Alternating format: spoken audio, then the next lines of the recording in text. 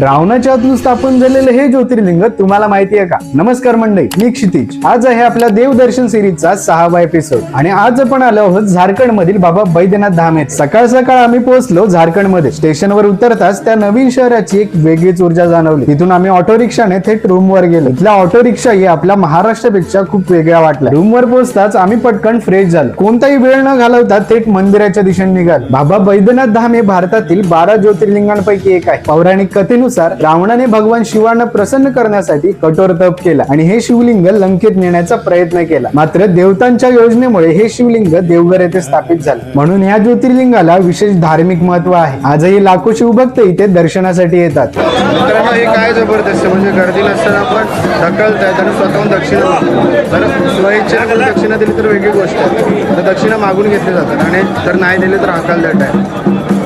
देवाच्या भेटीसाठी येतात, देवाच्या दर्शनासाठी येतात आणि ही लोक जर अशी करत असेल तर काय करायचं? मंदिराबाहेर आम्ही स्थानिक जेवणही ट्राय केलं, पण खरं सांगायचं तर आमच्या फारसं पसंतीत उतरलं नाही. त्या क्षणी मात्र महाराष्ट्राच्या चवीची आणि घरच्या जेवणाची खूप आठवण आली. वेळ कमी असल्यामुळे देवघर मध्ये जास्त थांबता आलं नाही. बाबा बैद्यनाथांचा आशीर्वाद घेऊन आम्ही पुढच्या प्रवासासाठी म्हणजे जगन्नाथपुरीच्या दिशेने निघालो.